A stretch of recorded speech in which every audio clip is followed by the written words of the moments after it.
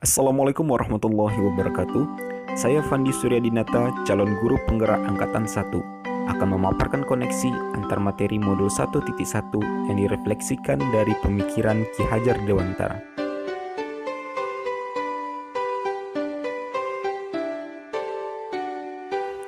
Murid dan pembelajaran di kelas. Jauh sebelum saya mempelajari modul 1.1, yang ada dalam konsep pemikiran saya tentang murid dan pembelajaran di kelas adalah satu kesatuan yang berada dalam koridor yang sama, yakni dengan standar yang diperlakukan sama, baik model atau cara antara peserta didik di kelas A dan peserta didik di kelas B, tanpa mengenal atau memahami kodrat dan karakter tiap-tiap peserta didik. Seorang murid atau peserta didik dalam tanda kutip dipaksa harus bisa mengikuti alur atau arah dalam teknik pengajaran yang diberikan oleh guru, tanpa ada kompromi. Hal ini adalah bersifat mutlak, dan guru hanya ingin menerima hasil terbaik dalam bentuk nilai kognitif. Ketercapaian dalam pembelajaran sejauh ini hanya diukur daripada aspek tersebut.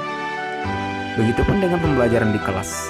Konsep tentang kelas hanya tentang ruang yang berukuran 9 meter kali 8 meter persegi, dan di dalamnya terdapat banyak aturan yang mengikat dan mutlak harus diikuti oleh setiap peserta didik. Jika melanggar, maka siap dengan sanksi yang kadang tidak berimbang. Setelah mempelajari modul 1.1,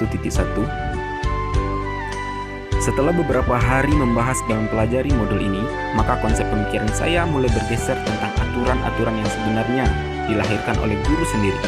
Dan kenyamanan di kelas dapat diciptakan dengan cara kesepakatan bersama antara guru dan peserta didik. Perlunya meningkatkan kerjasama antara pihak sekolah, wali murid, dan masyarakat demi tercapainya tujuan dari pembelajaran yang merdeka, baik secara lahir maupun secara batin. Dalam filosofi Minangkabau disebut tungku tigo sajarangan atau tali tigo sapilim. Dengan kondisi peserta didik yang heterogen, maka mereka dapat diibaratkan seperti benih atau kecamba yang beragam pula. Dari kecamba yang beragam ini, maka guru tidak dapat menumbuhkan mereka dengan jenis tanaman yang sama. Tugas guru adalah bagaimana merawat dan menjaga agar mereka dapat tumbuh sesuai dengan jati diri mereka masing-masing. Karena sejatinya pendidikan adalah tempat bersemayamnya segala benih kebudayaan. Kesimpulannya adalah, dari filosofi pemikiran Ki Hajar Dewantara, kita tidak dapat mewarnai peserta didik dengan semau kita, karena tiap-tiap mereka telah memiliki garis tersamarkan, dan tugas guru adalah menjelas atau memperjelas garis tersebut. Hal ini tentunya tidak sejalan dengan pemahaman yang saya pahami selama ini dari pemikiran John Locke tentang teori tabula rasanya. Agar terwujudnya pemikiran Ki Hajar Dewantara di kelas. Tindakan yang dapat dilakukan agar kelas saya mencerminkan pemikiran Ki Hajar Dewantara, yang pertama sekali adalah perubahan dari diri guru sendiri.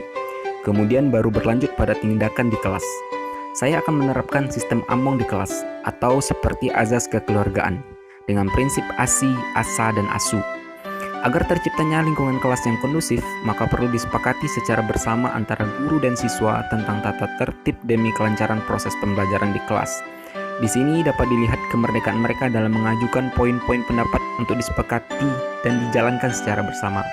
Guru membuka diri dengan siswa dan meminta saran mereka tentang keinginan yang diharapkan di lingkungan kelas atau sekolah secara umum, dengan tujuan agar tercapai merdeka belajar.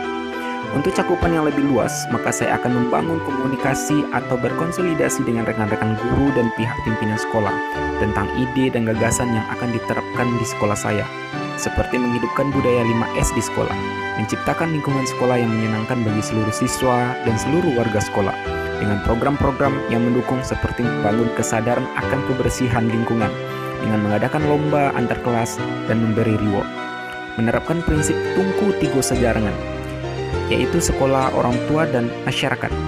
Output yang saya harapkan dengan perencanaan program yang saya rancang ini nantinya agar peserta didik mereka terasa olah rasanya dengan sikap yang santun dan penuh dengan tata kerama. Hal ini selaras dengan istilah Minang, tahu jo kato nen ampe, kato malerang, kato mendaki, kato mendata, dan kato menurut. Terasa olah ciptanya dengan capaian prestasi baik berskala regional maupun nasional bahkan internasional. Serta terasa juga olah karsanya.